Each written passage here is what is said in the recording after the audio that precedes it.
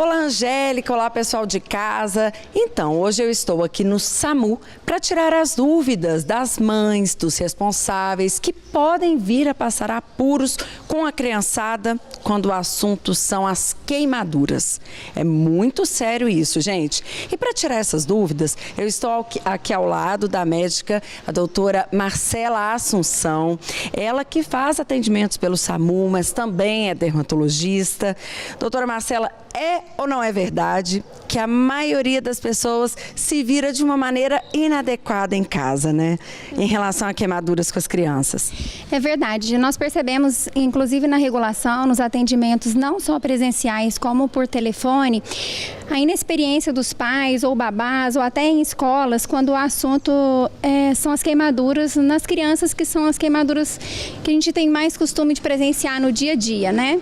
Então, realmente é mais frequente em crianças. Por quê? Normalmente elas se acidentam em quais situações? Né, que vocês têm que sair correndo aqui para ajudar quem está passando por esse apuro? Isso, principalmente pela falta de atenção. Então, a gente trabalha muito a questão da prevenção dos acidentes domiciliares, a importância das mães, porque às vezes a mãe na correria do dia a dia acaba deixando a criança na cozinha ou perto do ferro de passar roupa, ou então com uma tomada desprotegida, e criança, eles não têm a noção do perigo e acabam se acidentando aí dessa maneira. Uma das outras causas que a gente trabalha muito também são as queimaduras intencionais, em casos de vítimas de violência em casa, que também é um tema que precisa ser abordado e discutido e denunciado quando preciso. É importante os pais, como uma dica, criança não deve ficar na cozinha, isso é muito importante, mas uma dica é que sempre coloque as panelas na parte mais distante do fogão, com os cabos voltados para a parede, para o lado de dentro, para que não haja a possibilidade da criança puxar esse cabo ou outro acidente maior. Às vezes eles descem a tampa, sobem na tampa e o fogão vira. O ferro é muito comum a criança puxar o fio, importância de estar tampando as tomadas, aquela prevenção das tomadas. Isso vende, né? Encontra facilmente, então.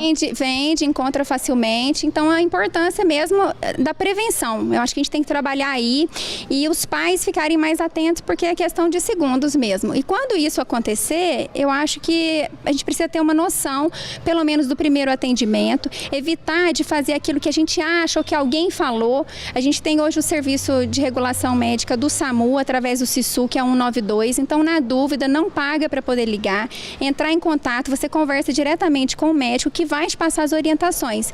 Então, pai, mãe ou babás ou professores, na dúvida, não tome condutas precipitadas, ligue, comunique, explique a situação da criança que nós vamos orientar. Nas queimaduras mais graves, a importância de receber o atendimento médico, e nós estamos aqui para isso, é acionar mesmo e esperar. Não passar pasta d'água, protetor solar em cima, hipoglós, borra de café, pasta de dente, não passa nada. O importante é, nas queimaduras térmicas, que são as mais comuns, irrigar bem o local com água potável, não gelada, na temperatura ambiente, evitar o gelo, porque o gelo dá continuidade nessa queimadura.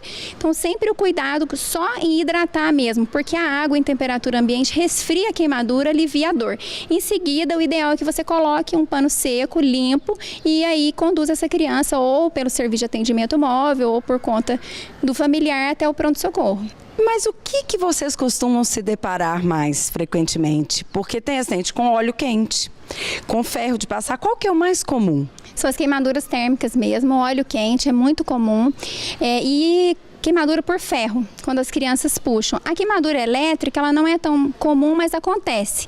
Então, cuidado redobrado aí nesses principais acidentes. E também a gente pega muitos casos, atende muitos casos de queimadura por escaldadura, que são as banheiras quentes, a água quente, que às vezes o cuidador não tem o costume de provar a água ou avaliar a temperatura antes. Isso também é bem importante.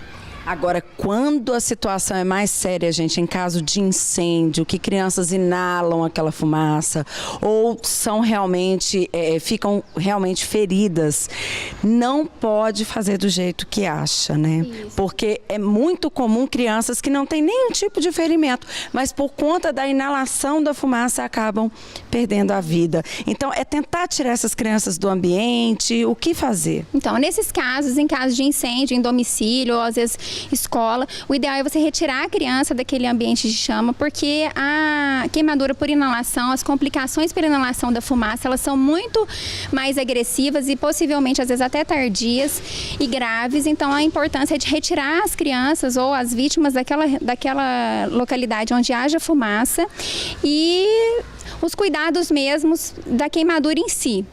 Encaminhar sempre para um serviço de referência, onde haja especialidade e procurar as orientações adequadas. Nesse caso, outra questão é quando você tem um paciente que tem o corpo em chamas, né? O ideal é que você pegue um cobertor e coloque por cima da vítima, para que esse fogo seja abafado e diminua essa queimadura. Em seguida, você remover as vestimentas do paciente, tomando bastante cuidado, porque dependendo da vestimenta, ela adere à pele.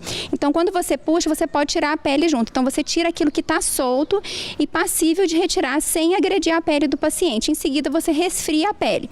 Tirar os objetos como relógio, brincos, que são objetos que vão dar continuidade da queimadura nesse caso. Doutora Marcela, então antes do encerramento, vamos deixar aqui para quem está em casa um esclarecimento sobre os tipos de queimaduras, porque existem graus, é isso mesmo? Isso. Então nós temos queimaduras por várias substâncias, como térmica, elétrica, por radiação, e tem os graus de queimadura, que são classificados entre os principais, primeiro, segundo e terceiro grau. Para quem está em casa, o primeiro grau é aquela queimadura mais branda, que pega a parte mais superficial da pele, que é a epiderme. São aquelas queimaduras que a gente vê quando a gente leva a criança para o clube, que fica mais exposto ao sol, a pele fica vermelhinha, arde, costuma resolver em torno de uma semana e não deixa cicatriz. Essa é uma queimadura mais fácil de se tratar, mas totalmente prevenível. A queimadura de segundo grau, ela pega uma camada um pouco mais profunda, comete a epiderme e derme, é onde aparecem as bolhas. Uma dica importante é não perfurar as bolhas, que todo mundo tem essa dúvida, não perfurar e deixar para que isso seja feito por um profissional especializado, normalmente um cirurgião plástico é o mais indicado.